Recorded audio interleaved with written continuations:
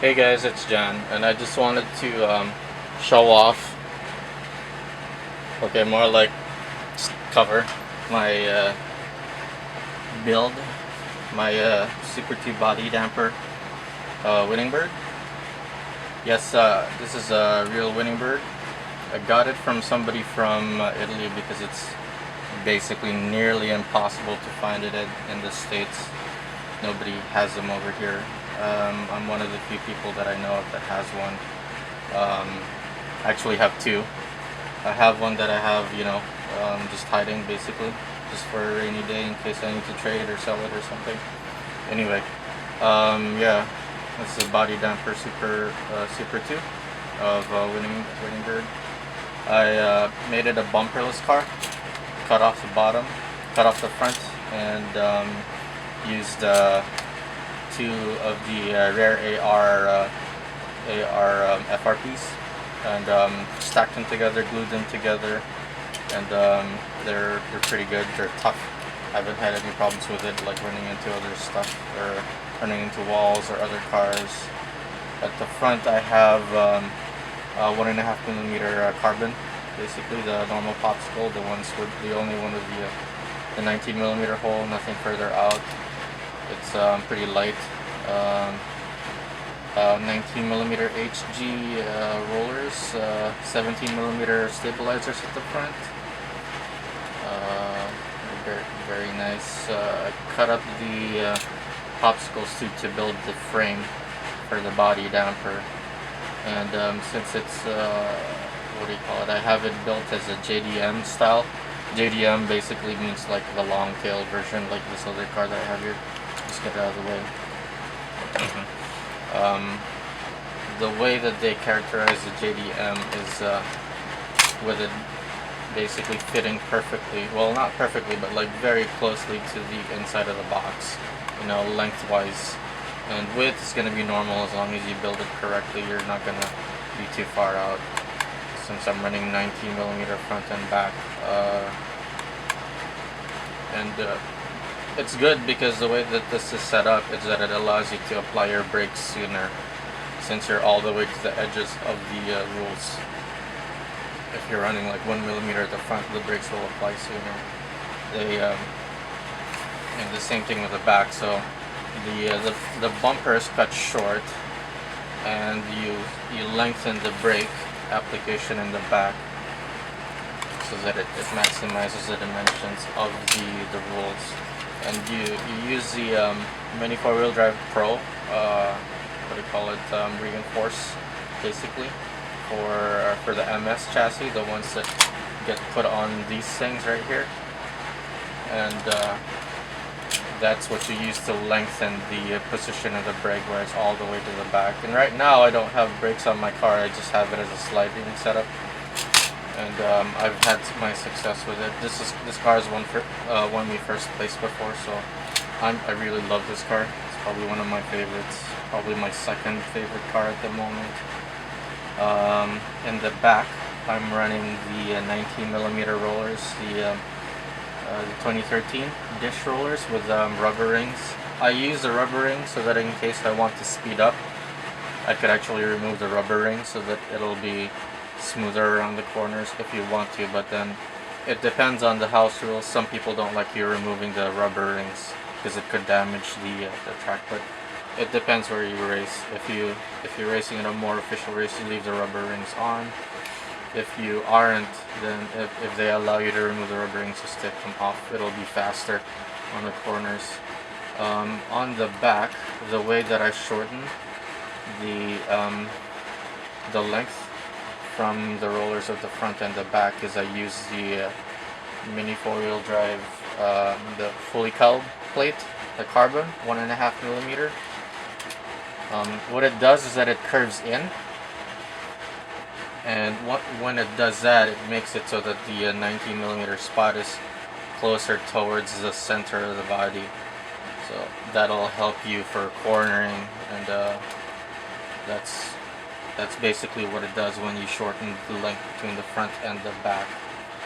I have your multi-roller setting stay over here, basically cut up to use as support and mounts for the fully colored plate and for the Mini 4-wheel drive Pro support plate. I use that as the center point where everything connects to. Everything is built to spec. Let me see if I could get the clearance checker so I could show you guys. So here's the clearance checker, as you can see.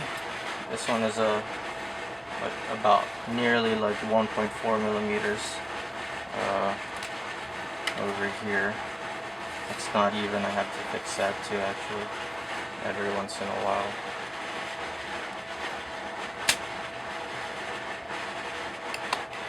Okay, so it's 1.5 millimeters basically, and on the front it's high. I actually have mine set up very high. It's 2 millimeters over there and 2 millimeters over here too. So I have really good clearance. The body damper basically set up the same way as my other ones. Except on this one, I actually use spring caps.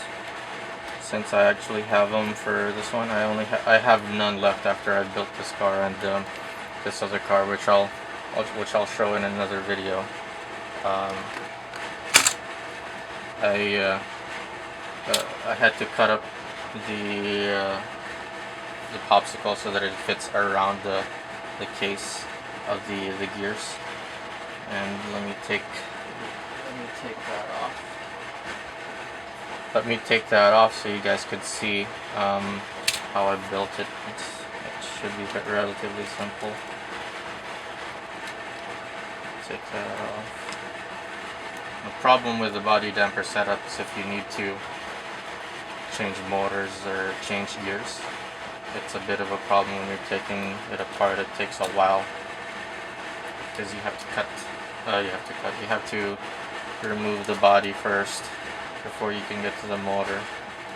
Unless you can somehow get through there, unless you can somehow just lift this and remove the motor on your own, then sure, you can do that. But me, I like to remove the body just in case.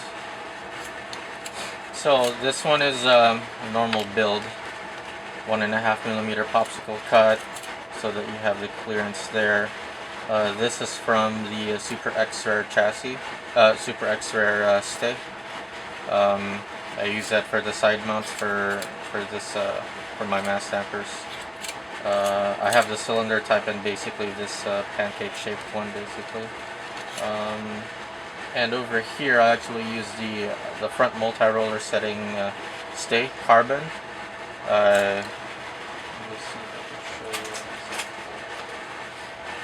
So it's basically this shape, except I cut it up so that it fits on the batteries without actually having to worry about the clearance when it's bouncing, so that it doesn't hit the Super 1 body lock that I have in there. I actually convert to Super 1 instead of the Super 2 because it's lighter than the Super 2 battery lock.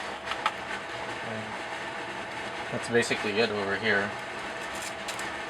And right now I'm using, if I remember correctly, 3.7 to 1 gear ratio.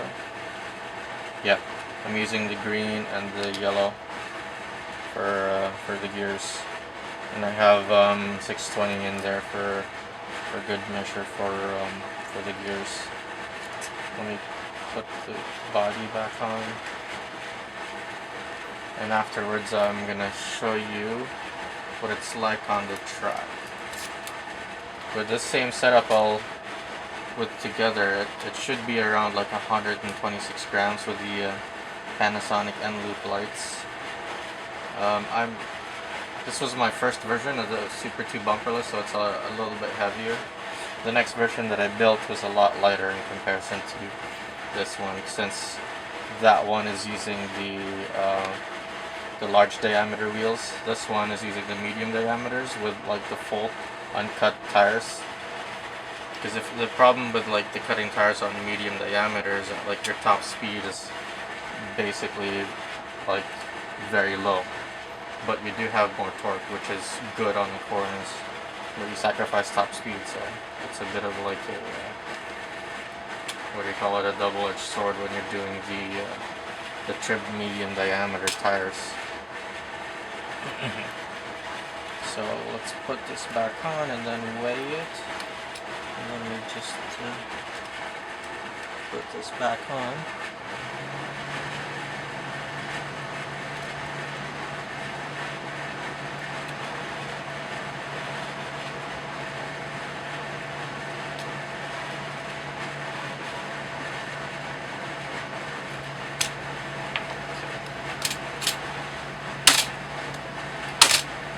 When I drop it, it bounces a little bit, but on the track when it's actually running, it's solid. Let's see, let's put this on and I can show you guys how heavy it is. Hopefully you guys can see the number. Let me check it out. Yep. Let's rotate it so you guys can see. So this weighs 165 grams, 164.9. Yes, I'll show you a bit of a better angle.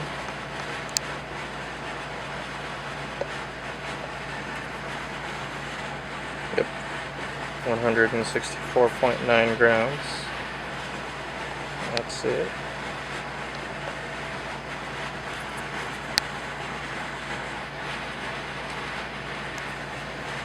That's with the batteries on. Take off the batteries, so if you guys are measuring it without batteries, you guys could see.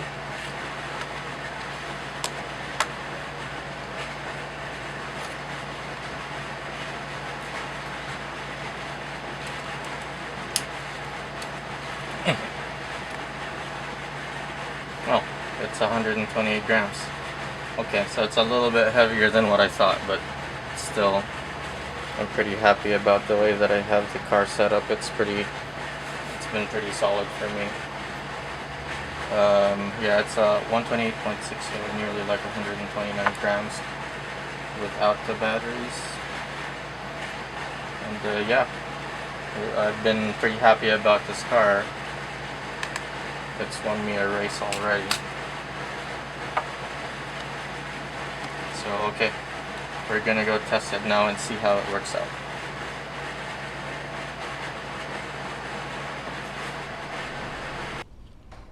Okay, so this is the winning bird. We're gonna go test it. I have the 3.7 to 1 gear ratio, but it was a little too fast, so I put my new brake in here. I'll probably cover that in another video on how to make this other brake. So we're gonna go and test this car out. I have a Hyper Dash 2. Hopefully it stays down. It's a little unstable.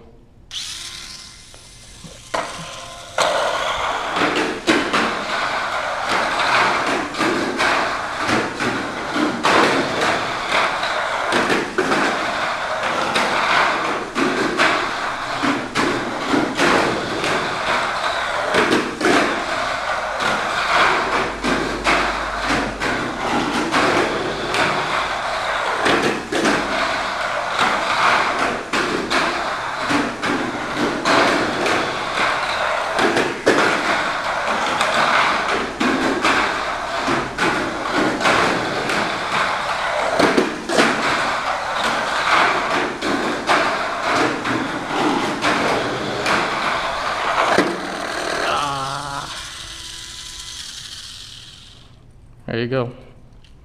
Hyper Dash 2, 3.7 to 1, Panasonic end loop lights. Let's see how much it weighs in on this one, because I changed the setup a little bit. It should be a little bit lighter.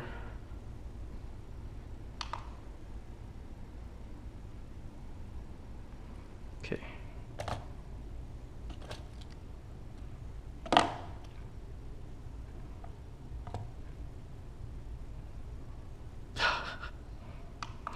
Looks like I have no batteries left on the scale.